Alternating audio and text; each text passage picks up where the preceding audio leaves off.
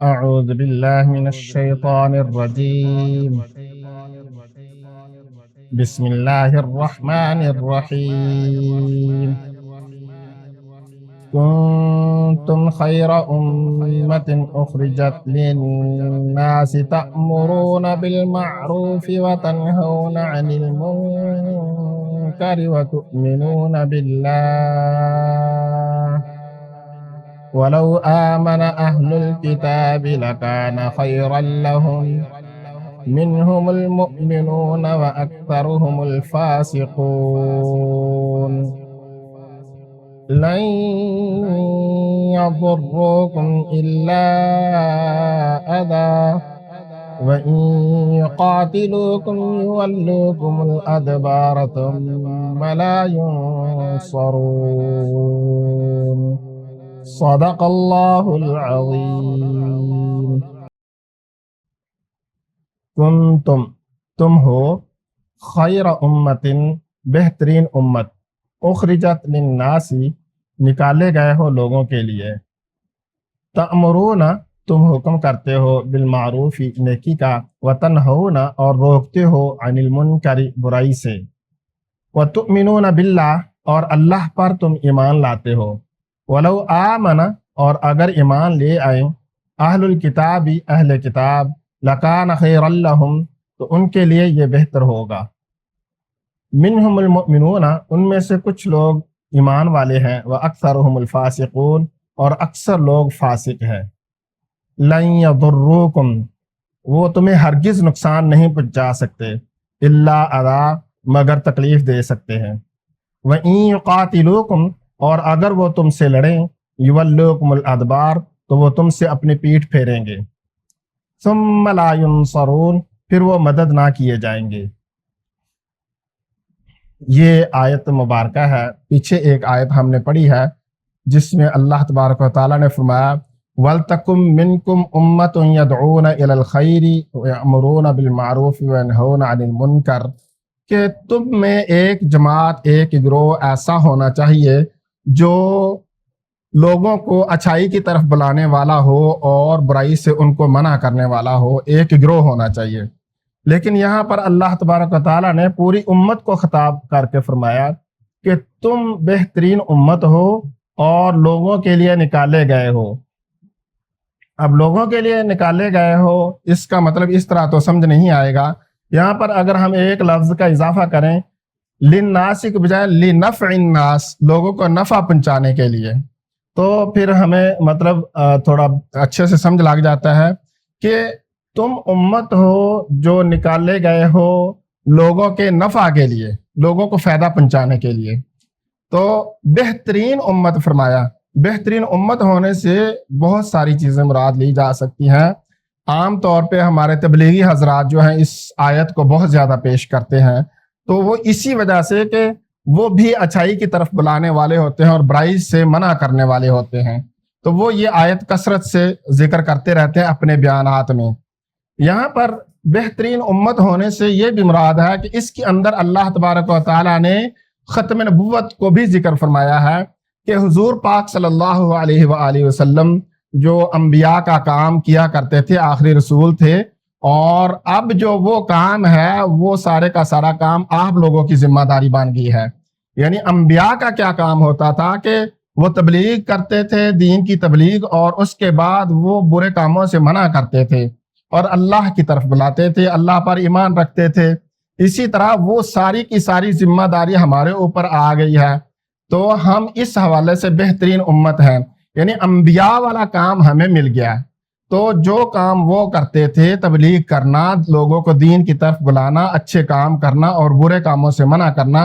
اور اللہ پر ایمان لے کر آنا، یہ سارے کا سارا کام ہمارے اوپر آ گیا ہے۔ تو اس حوالے سے ہم ایک بہترین امت ہیں، یعنی انبیاء کی طرح کا کام کرنے والے۔ تو کنتم خیر امت اخرجت للناس، تم ہو بہترین امت جو لوگوں کے لیے یا لوگوں کے نفع کے لیے نکالے گئے ہو، تأمرون بالمعروف تم اچھائی کا حکم دیتے ہو، وتنہون عن المنکر اور برائی سے منع کرتے ہو۔ تأمرون بالمعروف جو ہے اس کے حضور پاک صلی اللہ علیہ وسلم نے فرمایا 3 درجے ہیں، کہ سب سے پہلا درجہ تو یہ ہے کہ اگر کوئی برائی کا کام دیکھو تو اس کو ہاتھ سے منع کرو اور اچھائی کی طرف لگاؤ، اور اگر تم ہاتھ سے منع نہیں کر سکتے تو زبان سے منع کرو،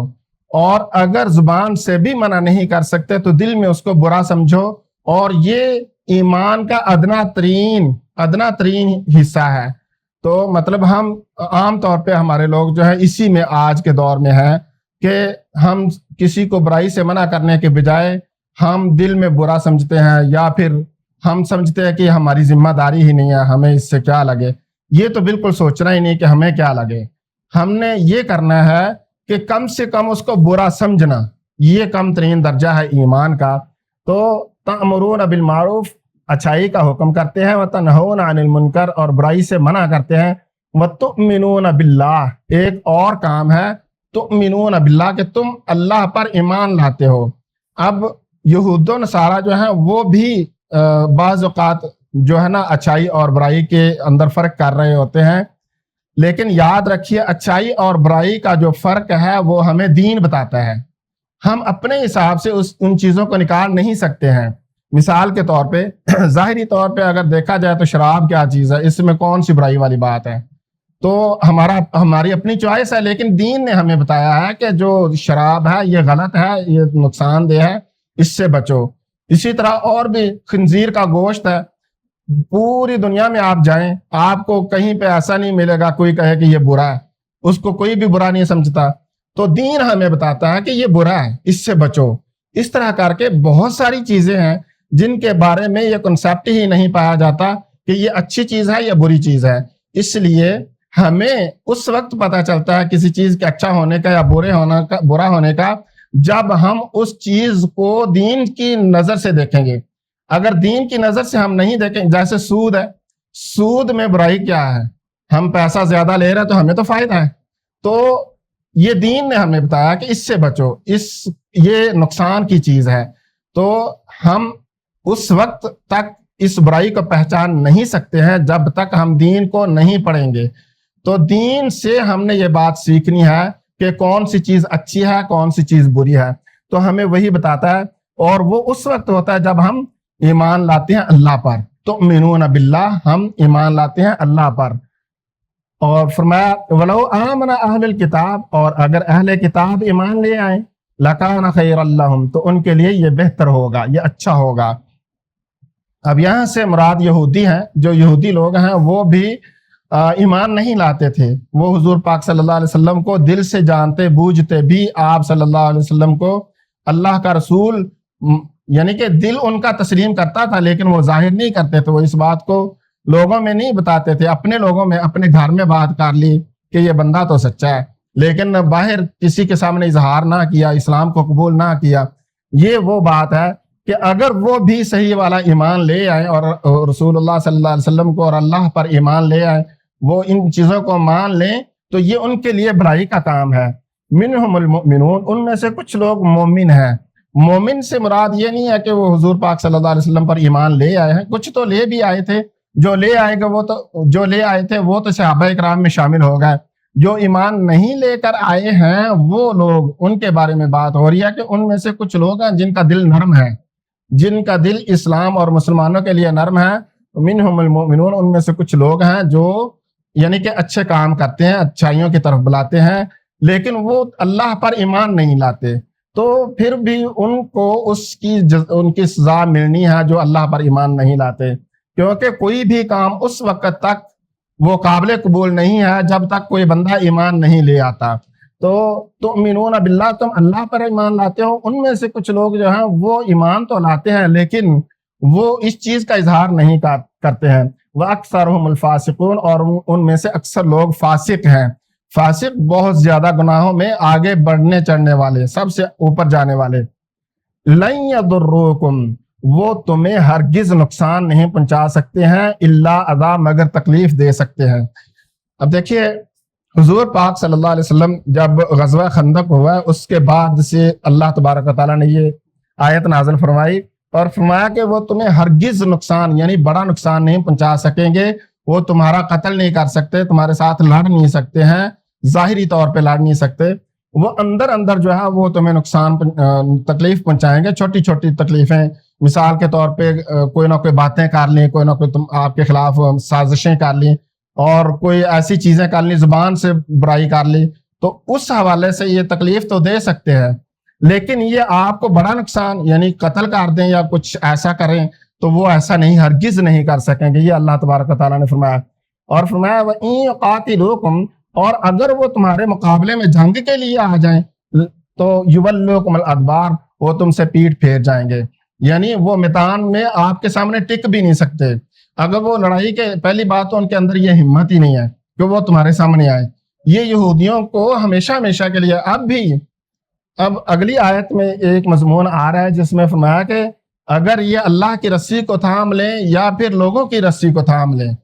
تو اس وقت تو یہ تمہارے مقابلے میں آ سکتے نہیں، تو یہ ان کے اندر یہ ہمت ہی نہیں ہے کہ تمہارے مقابلے میں آ جائے۔ تو ابھی بھی ایسے ہی ہو رہا ہے کہ یہودی جو ہے اگر دیکھا جائے تو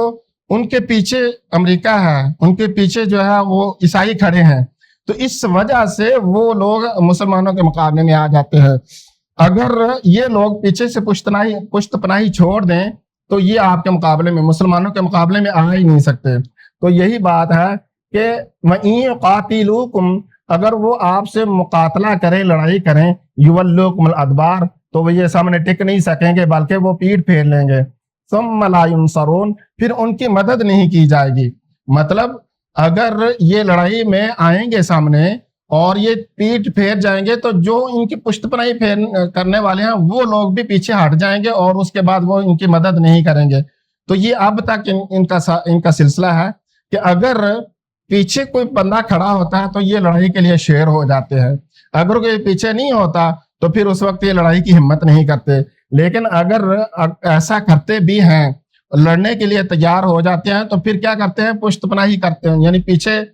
مڑ جاتے ہیں، لڑنے کے لیے ڈرتے ہیں یہ، تو پیچھے ہٹ جاتے ہیں۔ ثم لا ينصرون، پھر ان کی مدد نہیں کی جائے گی۔ جزاکم اللہ احسن الجزاء۔